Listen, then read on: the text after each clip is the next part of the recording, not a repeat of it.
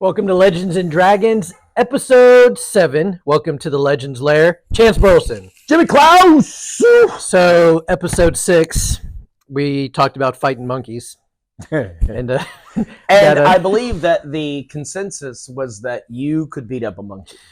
So, I mean, it just depends on the size of the monkey, I suppose. It really does. So, what's amazing, and thank you to all of our viewers and listeners who have sent me videos of man versus wild animals, for instance. And my lovely bride, who sends me or tags me on a Facebook post about a drunk man getting out of the car fighting a bison. A bison. And so she said, "Hey, is this you?" I was like, "No." I said, "But if it were me, I would have got out of the car and punched the animal and said, 'Bye, son.'" Stop. No, sir. Yeah, man, it's so funny. I am the funniest man I know. That's what I tell my wife. Have you seen, though, the video of a man in a ring with a kangaroo? Yes. Man, so I came across this again, and people are probably going to think that I just want to fight wild animals. I don't want to fight. However, this man fighting a kangaroo, they put gloves on this kangaroo, on this one. Yeah. And a boxer comes in and is taking swings at the kangaroo. He gets a couple good licks in. But the kangaroo just gets on that tail and those hind legs and then just is kicking. Oh, man, just kicking that dude. Yeah. Knocks him out. Yeah. So the guy's knocked out. Sure. And then knocks out the ref. The kangaroo. The kangaroo knocks out the ref. But, man, I've seen some videos. There's one that I see how jacked up this kangaroo. I mean, it looks like it's on steroids. Like, it's just completely I wonder if it's all natural. Or is it just healthy, like clean living? Do you think that kangaroos, like if they out in the wild, did they shoot themselves up with steroids? I believe so. That would be pretty wild, man. You know what? And the media is not going to talk about it. No, media. I mean, they're not talking about how animals are jacking themselves up like that. No. However, I did see a stat that 8% of Americans think that they could beat up a lion in a fist fight. 8%. So there's 8% of you guys out there that think you can beat up a lion if you if you needed to. Yeah. God bless America. Listen, I wonder, but have you seen those Russians though? Like, have you seen that video of the Russian with the bears? Yeah. What's wrong with us, man? Listen.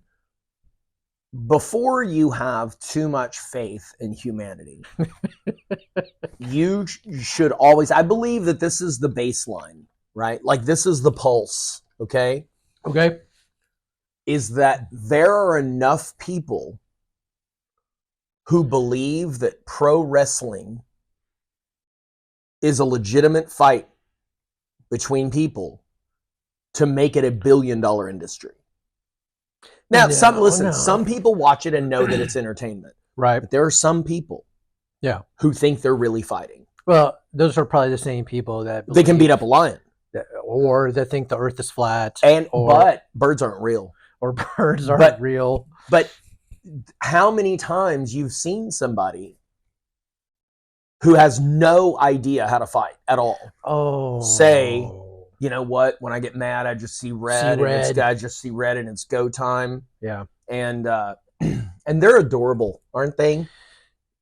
They're precious. They are. They're like cartoon characters. Yes, I know.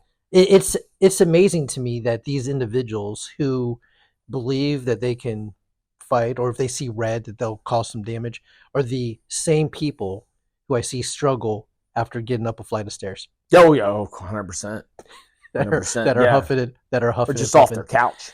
So I would like to give a shout out though to my friend Raul, who was at the last tournament, the last Bamboo League tournament.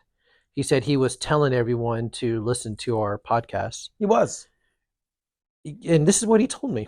He said, "Jimmy, I believe that there are too many young social media influencers that we need to have the old influencers now." How does that hit you, man? That we're old influencers. No, I know. Well. First of all, that I'm an influencer, it just feels weird, but I don't think I am. I don't think I am think either. I'm just a dude. But I am 100% on board with the concept that I'm old. You know, I didn't think. I mean, I still in my brain, I'm like a mid-20s, right? Right. Sure. Mid-20s. Like I'm hanging out with some of the young Sure. Yeah. people at Yeah. the school, whether it's school or dojo, whatever. And I'm like, they say something, I'm like, yeah, man. And then here comes like a 47-year-old, 48-year-old that walks by, And you're like, tries to say something like, look at that old guy, man. You know, that they're only just a couple years older than me, if that. Right. Yeah. And then I get up and like my whole body, it feels like Morse code. Like Yeah. my bones cracking. It's And like Rice like, Krispies. Yeah. like I get it. My wife will absolutely just go, "Oh my goodness, I thought I married a younger man." And I'm just struggling to get up and just absolute pain. And then of course I go to the doctor now as a mid 40-year-old guy, and they're asking questions like, how many times do you get up and you have to use the bathroom?" I'm like, what is my grandpa here? Yeah, right. You ever see that bit? And I'm like, well, I'm like, but how many times is too much? I'm just You ever see that bit by Louis C.K.?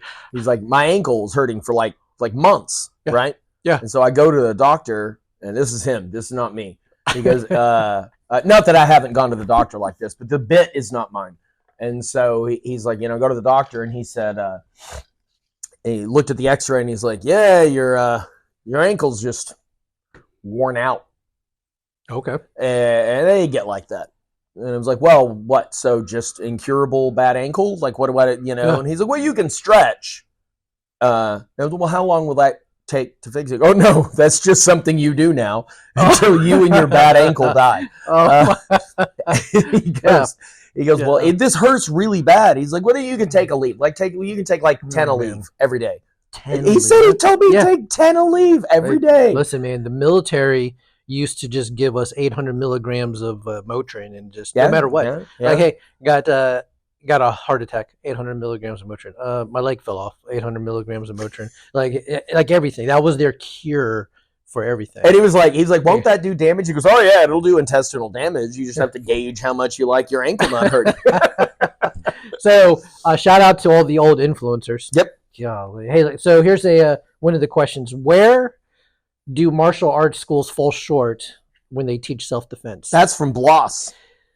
Bloss, thank you for that question, sir. I appreciate it. You actually had me thinking about it too, because then I got caught into what I like to refer as the YouTube vortex of self-defense videos, and started thinking, where do they fall short? I'll let you answer that one first. Where do you think? This is actually a conversation that I had with Bloss during one of my Muay Thai classes. Okay. And he brought something up that I had never thought about, which is definitely a place where I fall short. But the number of people that teach self-defense that do not discuss the legal ramifications of defending yourself. Yeah. That's not a thing. I'm not a lawyer, by the way. So talking about like what is excessive force, right? What, if somebody were filming it and that evidence was used against you later, how are you behaving in a way that is trying to de-escalate? Mm-hmm. And that's not a thing that I teach the de-escalation, right? But not for legal reasons, just for spiritual reasons. Sure. So that's one area I believe that maybe we all fall short, is not talking about what this could be like in a court of law if everything works. Right. Like if we have to defend ourselves and we don't die, what that could look like for us in court, right? That's one area. But the main area that I think that a lot of people fall short in self-defense, and I think that we're all subject to this, but it's the not remaining open-minded to new ideas and new ways of doing things. Yeah. Getting in that closed circuit. Like I can remember the self-defenses that I learned as a child against a knife. Okay. Okay? And it was here, stand up. So I remember, you're going to stab me over the head. So you stab me here. Here. Right. Now, I remember being like 8 or 9 years old, and we practiced that self-defense. Now, was that better than getting stabbed in the forehead and being a unicorn? Sure. But looking back, that's laughable that we learned that because of my continuing education and doing Kali and stuff like that. I'm like, that's a horrible idea. You should never do that, right. You know? But I wouldn't know that if I was in a closed circuit, closed loop of just continuing to practice what had been done for hundreds of years and stuff like that. Right. If I wasn't open to new styles and new ideas and new teachers to go, hey, have you thought about doing it this way? So I think that would maybe be the biggest hindrance of teaching self-defense is your instructor staying relevant to what's out there in different methodologies of teaching. Sure. Change, right? Yes. I always like to say that there are two things that people do not like: the way things are and change. Yeah. Well, you know, I can't stand intolerant people. Ooh, intolerant people. Yeah, I can't stand them. Did you guys catch that? I hope you did. So here's something that one of our future guests, our friend, my good friend Michael Rodriguez, he is he's in law enforcement, and he helps with self-defense for the black belts and stuff. One of the things that got me for my my first black belt test was something that I had to think about. If let's say I'm in the mall and there's a guy, he is causing some issues, and I pin him down or whatever, right? I fight him, whatever it is. When the cops come around the corner with their guns drawn, they don't know who is the one trying to stop it or the aggressor. Right. And so that kind of got me thinking of, I need to learn a skill, hence jujitsu, to be able to keep the individual pinned until help arrives. Right. Excuse me, until help arrives. So that is when, after the black belt test, when we were talking about jujitsu, was like, I don't know. Like, I know how to punch, I know how to kick, I know how to do, of course, run away from a situation if I need to, but I don't know how to keep someone's arms pinned, keep them locked in position. You know more about it now than you used to. That is absolutely true. And which is great, which I know we were talking about cross-training, which I absolutely believe everyone should. So that in self-defense is, you're absolutely right. I didn't know the ramifications of it. So now when I teach self-defense, I tell the kids, and I tell especially the adults, of if I knock out an individual, if I strike somebody, now they fall, they hit their head on a flower pot or to cement or something. Now I have to deal with the whole string of legality 100%. and go to jail. Now I lose time because I'm in jail, time from work, I should say, money, just everything. So my first self-defense, obviously, that I teach is run away or just de-escalate it. Like, if I had to buy someone drinks, okay, I'm out a few bucks, but guess what? You're safe. I'm safe. I'm not spending the night in jail. I'm not arrested. I'm not.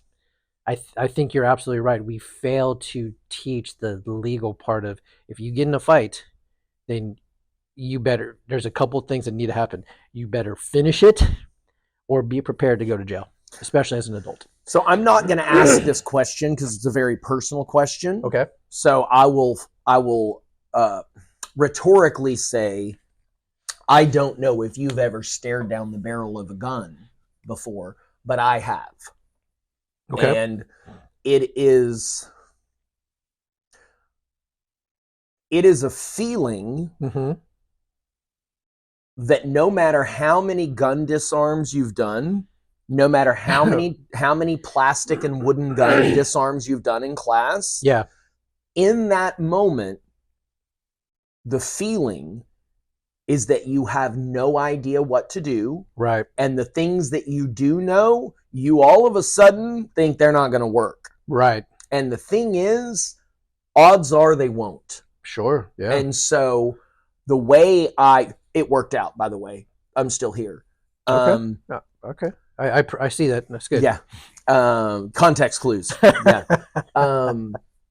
The defense that I used in that situation is still the one that I would use 100% of the time. What's that? I used my best weapon.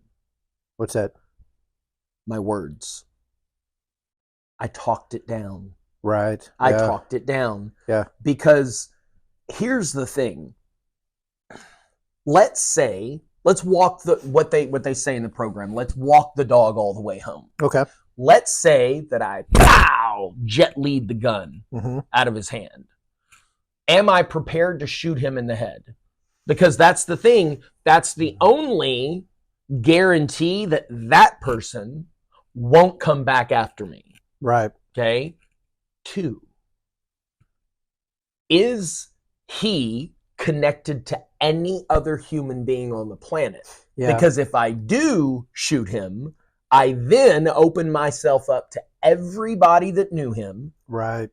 And I then have to look over my shoulder for the rest of my life. However, if I talk him down and I make some sort of peace between us, that isn't something I ever have to worry about again.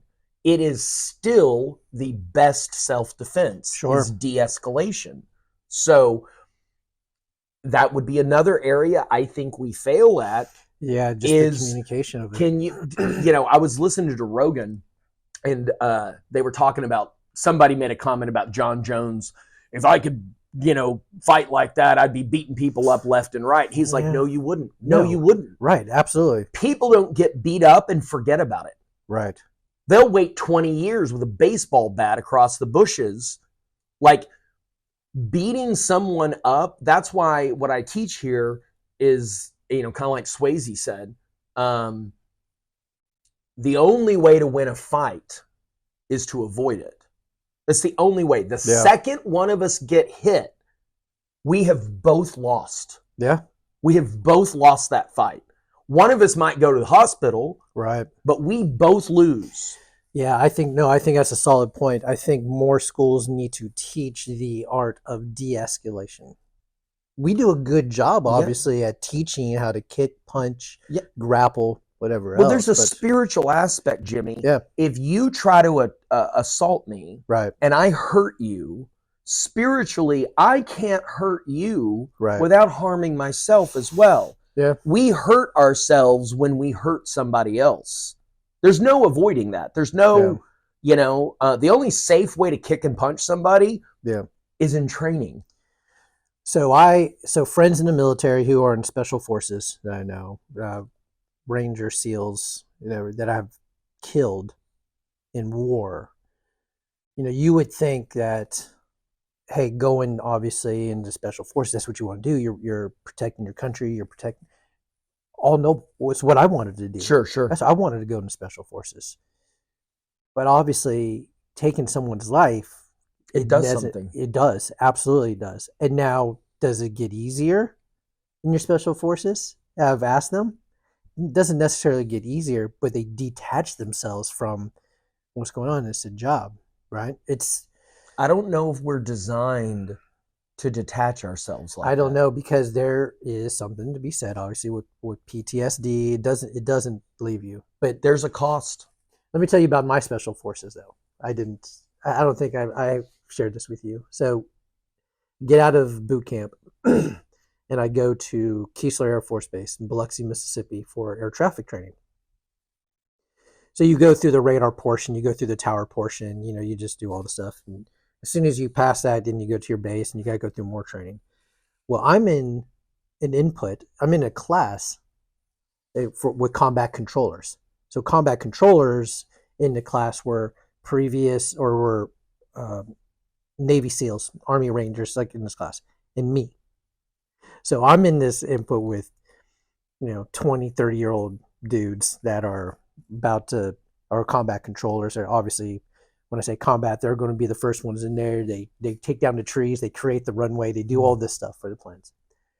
So I'm in this training for months with these guys, and I'm doing stuff like carrying the telephone pole, running with these guys, puking my brains out in the runs, like I'm doing all this stuff. This staff sergeant, I believe he was a staff sergeant at the time, goes, Airman Klaus, you're in the wrong class. Now, granted, we are learning air traffic.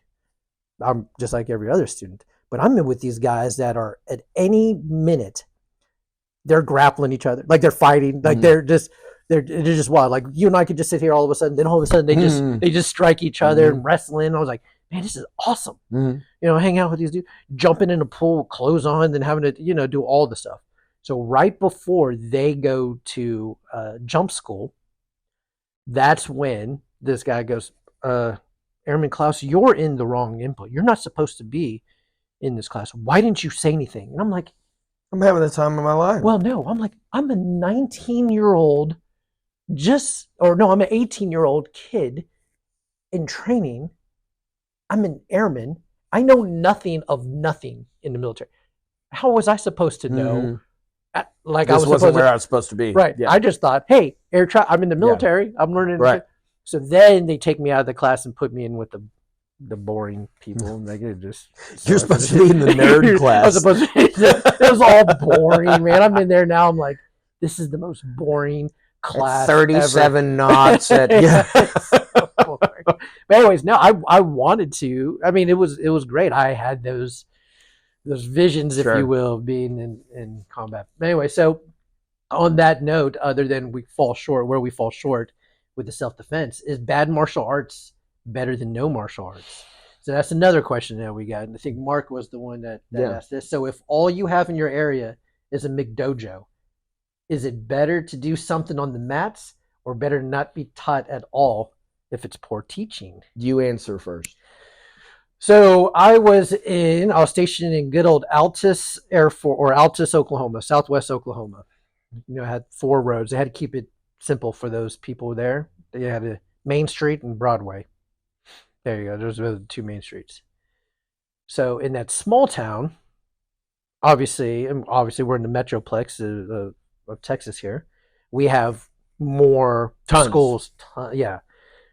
In a small town like that, if there's only, let's say, one martial arts and you're trying to learn, I say go learn, right? I mean, you're not going to necessarily learn at the caliber of, say, a Legends Martial Arts or Excel Academy, or, you know, any pick a jiu-jitsu school that's really, really good, high caliber. You're not going to learn that. But just to get on the mat, in my mind, getting on the mats and getting active, even if you're learning something poor in a small town, then go get active, right?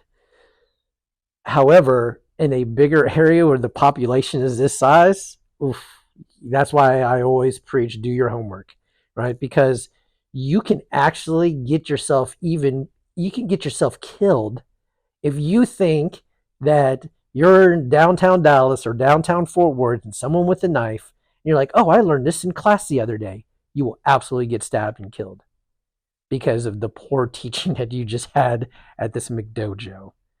So I think that for me, it just depends on the situation. Is that the only place? Are you small town America and that's the only McDojo like you have, kind of like Napoleon Dynamite sort of style? Grab my hand.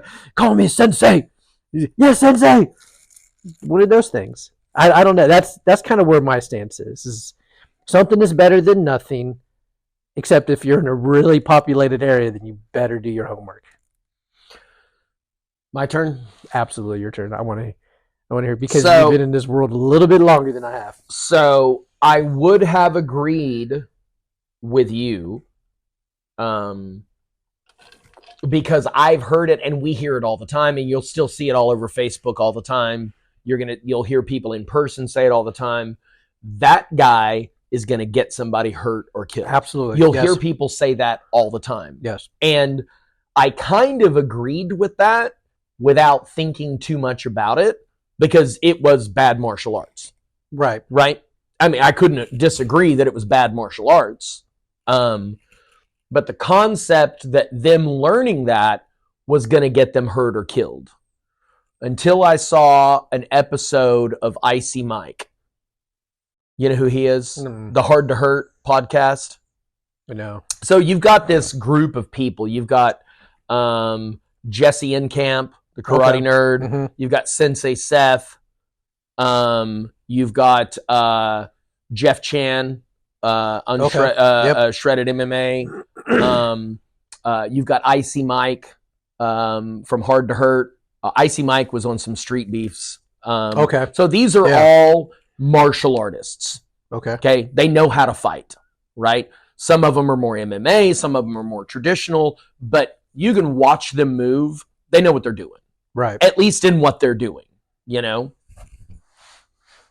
They had this interesting thing, this Aikido guy who kind of got reformed into thinking that, you know, originally he thought Aikido is the number one martial art, and then he got the snot beat out of him, and he's like, okay, maybe I was inaccurate. Right. And he put together this like realistic competition where they had to fight in hallways and moving buses and stuff like that in full gear. It's great fun. You'd really like it. Anyways, so that's Icy Mike. Okay. And I watch a lot of his stuff. It's really cool. But he has an episode on this where he disagrees that learning bad martial arts is dangerous. Okay. All right.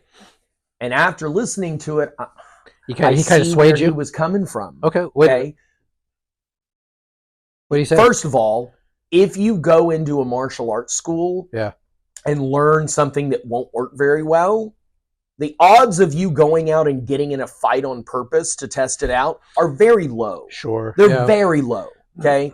You have mental problems if you go and train for 6 months in a Taekwondo school and, you know, learn a high block and a low block against a baseball bat.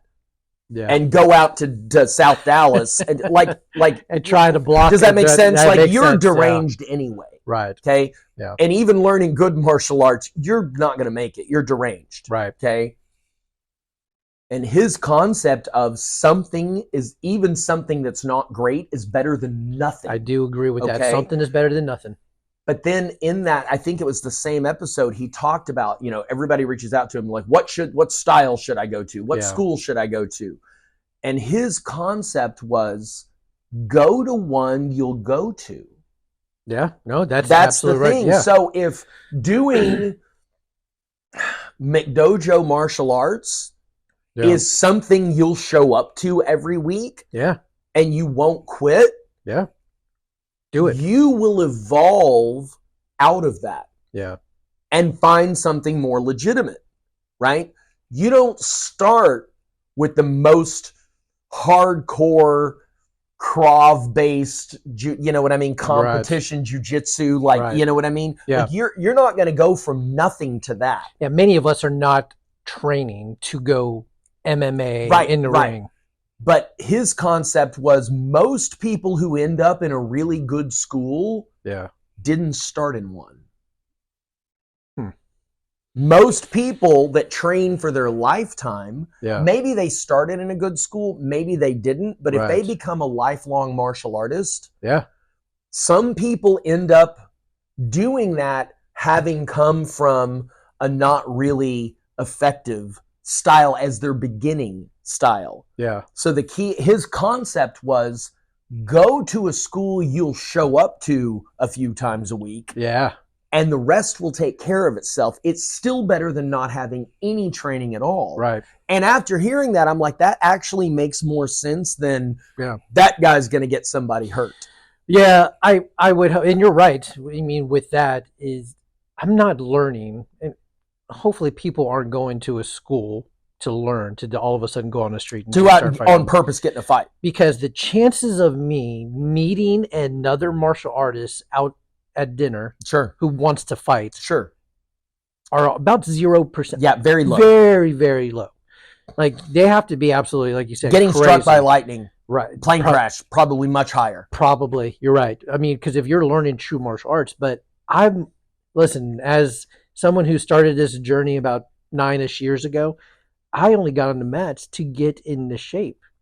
I didn't. I had no idea that my martial arts journey, when I first got on the mats, would take me to where it's going, and it's still going. Mhm. Like now, I'm branching out all over the place. I'm meeting people in the martial arts world that I never thought I would meet. I'm starting to know big names and stuff. Like I never knew that I would ever meet, with just the intent of just get on the mats to be healthy. Yeah, but that could have happened if you had started in a bad school. Oh, absolutely. It could have. Absolutely. Right? Because the more that you learn, It and the opens more the world. what I love most about the new, we talked about this last episode, but the adults that jumped on the mats is how hungry they are for Yep. martial arts. Like they're like It's they're scratching an itch they didn't know they had. Exactly. And I love that. So for get on the mat. I'm a big preacher. Just get on the mats. Just start the journey, get healthy. If you're getting on the mats to train MMA and to compete, you might want to actually go to an MMA or Sure. some school. Sure. But chances are, anyways, it's very interesting. But let me ask you this though, or before we do, I got to give a shout out to a couple of my sparring buds, because it's been a kind of a rough week at some schools. And well, for me to get on the mats, because now my lovely bride she can, after her surgery, she can drive now. So Sure. for the last month, I was super uber dad. Yeah. But training partners, we talked about training partners. If you find yourself at a school with great training partners, like for me, obviously you, great training partner. Davis is one of my favorite training partners, because one, the dude, he's really good. He is good. He's really good. He has pushed me to be really good. So I'm not going to say that I can hold my own against the dude now in stand-up game. The ground game, he will absolutely wipe the floor with me.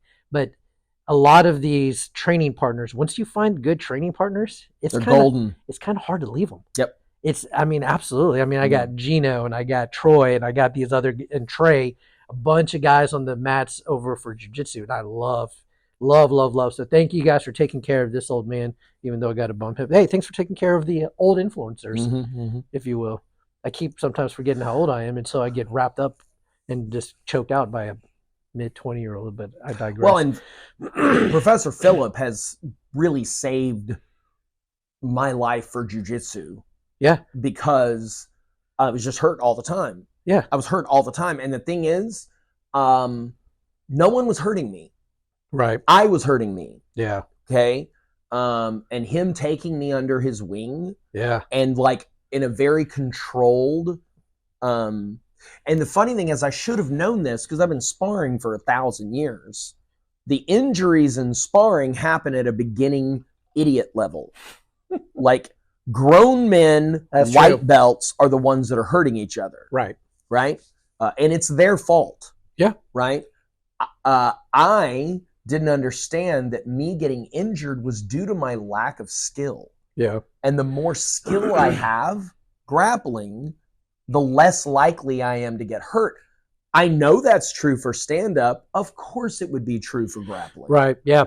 No, absolutely. And what's even more interesting about that is a lot of my injuries that I take are from the newer belts, like from like stand-up sparring, like the white belts, the gold belts, and I know that. Yeah.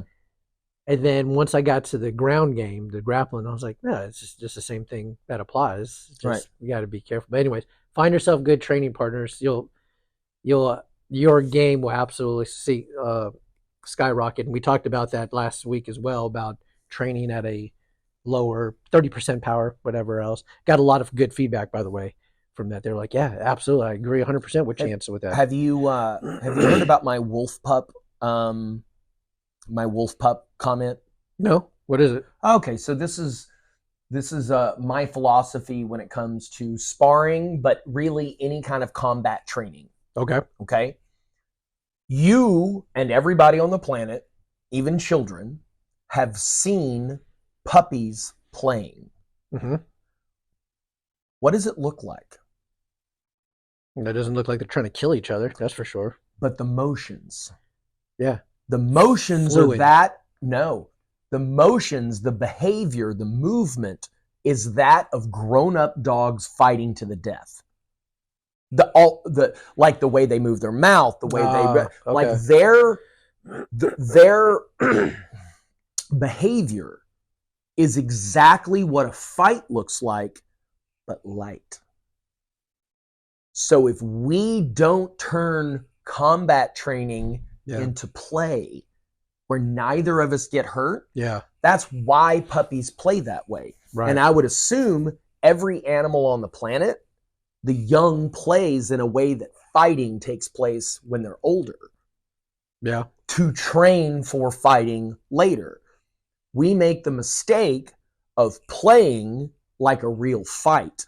Yeah. That's not the way nature does it. Nature does it in a very, and notice, you get two puppies playing and they bite and they immediately stop. Right. They immediately stop. One of them yelps because they went a little too hard. They immediately stop. I'm sorry. And they start licking each other. You know what I mean? Yeah. Like, you okay? We have to be that way in our martial arts training. Guys, don't lick me. I'm not. Don't.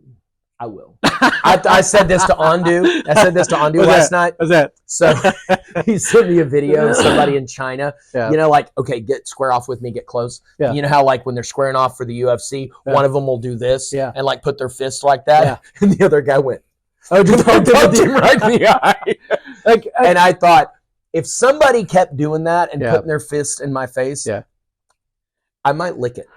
Just to freak them out. Just to make them go, ooh. Listen, like, you know what I do to Shandy and some of the others when we're sparring? That's exactly what I do. I put my hand directly in their face, and they can't get around it. And they're like, "What? Why do you keep doing that?" I was like, "Well, one is distract. Like, I'm blocking your vision. Right.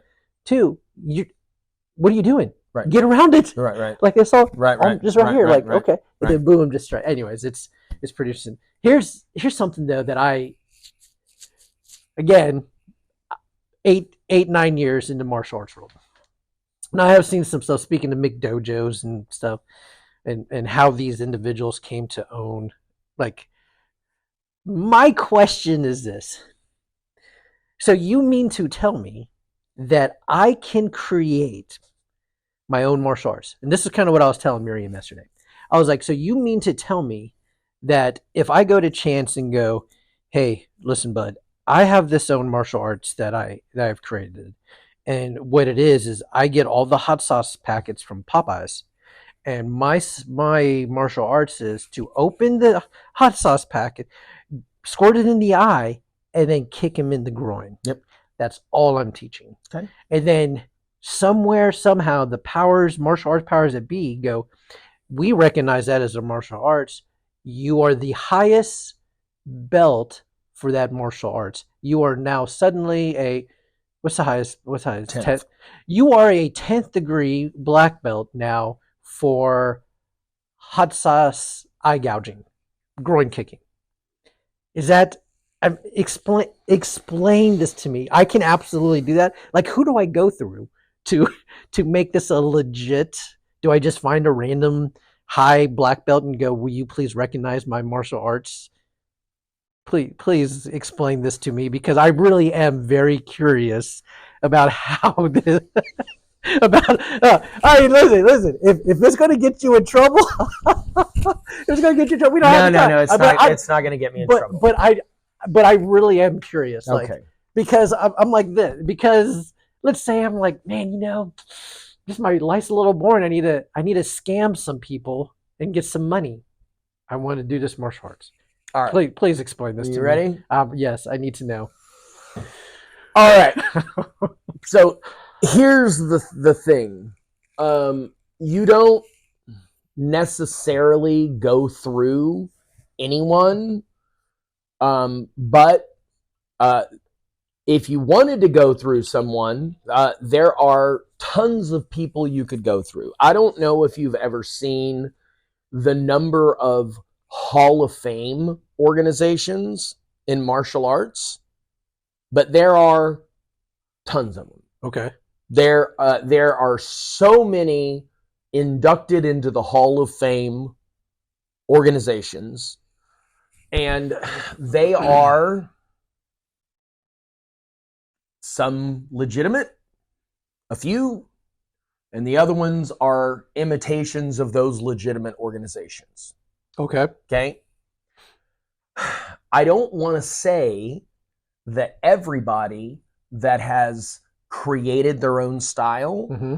and become de facto a 10th degree black belt is a charlatan and a fraud. I can't say that because that's not true, right? Everything we love. What do you think Brazilian Jiu-Jitsu is? Well, it's a copy. I say a copy, Nah, it has become. Yeah. It's very a Japanese Jiu-Jitsu yes, is not completely different. It has some similarities, Sure. right? Japanese Jiu-Jitsu became Judo. Jigoro Kano right, created Judo, right, right? When they moved the Jitsu in Japan, Mhm. Akijitsu, Jiu-Jitsu, Kyujitsu, like the everything became Do. When modern firearms replaced swords and bows and stuff like that, Yeah. the Do, the way, was what those forms of warfare became in Japan, Right. right? Around that time in history, and I'm not exactly, but around that time was when Brazil got introduced to Japanese Jiu-Jitsu. Right. Right? I forget the guy's name. I mean, it's very documented. Right. And they learned it, these two young Brazilians, and then over many years, it evolved into Brazilian Jiu-Jitsu, which is its own complete thing now. Right. That had an originator. Yeah. Okay. It had to go somewhere, right? Here's my question. Did the originator at the time know they were the originator? That's the thing that begs the question. Krav Maga did not exist. It was formulated by an Israeli living in Czechoslovakia, and Yeah. now it's its own thing. It's a whole system. Yeah. Right? It is. My point is, I'm not sure the true originators Mhm. of martial arts knew they were originating a whole new martial art. Now, they're credited. Right. So I think what's the difference between I'm going to combine this and this and this and this, and I'm going to make it my own style, and I'm now a 10th degree black belt. The difference between that being legitimate and it being bullshito, time. Right. Time. We won't know Right. if the people we look at now that are formulating their own martial art Right. are legitimate for 50 or 100 years. I think that will time. So the time will tell whether they just wanted to create their own thing, Right. or whether they genuinely were innovative and came up with something new. Good artists borrow. Right. Great artists steal. Okay, so look at it this way. Your question is, Yeah. either one of us could get canvas and paint and make art. Yeah. And swear we are the next Picasso. Mm-hmm. 500 years will tell whether that's true or not. Yeah. Well, so that's true. So I don't want to say everyone that does what you're talking about right. Is ridiculous. I bet you a few of them are. But yeah, I also won't be alive 500 years from now to see if they were the next, Steve Jobs or Elon Musk, or, you know what I mean? Did they truly create something that nobody had ever done? But I bet you, like you said, if they have, they were stepping on the shoulders of other great men. So you think that my style of hot sauce packets and burning people's eyes? No, I think it'll play. I think it'll play. So I just need to find, because here's the thing: like, if say I started it, then I'm a 10th degree and I outrank you immediately. That's immediately. That's kind of mind blowing to me. I told you what we were doing with what when we redid our degrees of black belt. What we decided to do. What's that? So we formed an organization that, as of right now, just my school belongs to, Oh, congratulations. which is the J. Pat Burleson ranking system. Okay. It's our own thing. Me and the black belts got together, and we decided that there's only one way to receive a 10th degree black belt in this system. How's that? You have to die a ninth. So you got to die in ninth, then you just... Ninth is the highest you can get while you're alive. Yeah. And 10th is posthumous. And the reason that we did that is because we woke up one day and realized that everybody's a 10th degree black belt. Everybody's a 10th degree black belt. You want a 10th degree black belt? Yeah. Yeah. Sure. You sell me one, right? No. I'm going to make you a 10th degree black belt. I'm going to promote you. Then you can promote me to 10th degree black belt. Oh, okay. And I'm not, and here's the thing, a lot of these guys that are 10th degree black belts were promoted by their instructor, who was legitimate. And what are they going to not accept it? Yeah. You know what I mean? Like, what are they going to go, no, keep your 10th? Like, they're not going to do that. Right. But what I noticed is that in a fractured organization where no one's really in charge of anything, everybody can be in charge. Yeah. And what happens when everyone's in charge and no one's in charge? Chaos. Hey, man, Lord of the Flies. And so we decided that we're not going to do it that way. Yeah. We're going to do it this way. And if we're the only ones that do it this way, that's totally fine. That's totally fine. You know what I think? This is just tell me what you think, Jimmy. Well, because I have a teenage driver at home, and I was just looking outside, some cars driving by. I think we should have cars that are made of Tupperware. For instance, let's say we're talking about for the sake of argument. For the sake of argument, hey, there might be some road rage out there. I might just yell at the guy, but if I had a Tupperware car, I could run into you like all my might, boom. But then the car bounced back into its shape. Have I told you what my trick with road rage is? What do you think? This is a real thing. What's that? I want to encourage all of you to do this. Okay, go ahead. This is a solution to road rage. Okay. 100%. Yeah. Okay. When somebody cuts you off or they do whatever they do, they commit the cardinal sin of just making you do that for a second with your car, which is horrible, of course. Yeah. Imagine that they just got a phone call that their family was in a car wreck and they're rushing to the hospital. You can't get out of their way fast enough. Imagine, now, maybe that's not true. It's probably not true. But if it were, your rage would go away just like that. I don't know, man. I like the Tupperware car because I don't like the idea of now I just put myself through mental anguish thinking about... Well, no, if you knew that they were rushing to get to the hospital for a loved one, you would not be offended at their driving. All right. I'm going to stick with my. You can do the Tupperware thing. I'm going to do Tupperware. I'm going to reach out to Elon and see if he wants to do. Make it happen, dude. Man, absolutely. Yeah, do it. I mean, he's already recalling 3,000 Cybertrucks because of a stuck gas pedal. Right? Did you see that? Have you seen those trucks, man? Yeah, they're awesome. You like it, dude? Of course I do. Have you seen how weird I am? Man. It's funny you say that. I've been called weird 3 times a day, so it must be true. So I guess you are who you hang out with. Is the saying there? That's wild, man. All the accelerator stick. So the speed test they did where they raced a brand new Porsche. Yeah. While pulling a trailer hauling a brand new Porsche. Yeah. And that accelerator pedal is sticking. So if you see one behind you, move.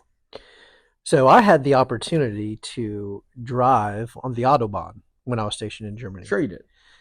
And is it super fun? Yeah. Man, I had a 99 Camry that I just finally had to get rid of last year because... I saw that car. I know. It was the most beautiful thing. I love it. But that car, man, there was a city about 140 miles. Get there in an hour. Yeah. That's awesome. The only speed limits, if you will, of course, you're going through a village or something, but going around a corner of a mountain, let me tell you this. So when I was stationed in Germany in the village, there was this lovely old lady just a few homes down. Mhm. She would invite me over for, hey, you know, she wanted to talk about America For and strudel. stuff. So cookies. So she was a little tipsy Sure. that day, and we were outside her thing. And she tells me how Hitler wasn't a bad guy because because he made the Autobahn. Yeah.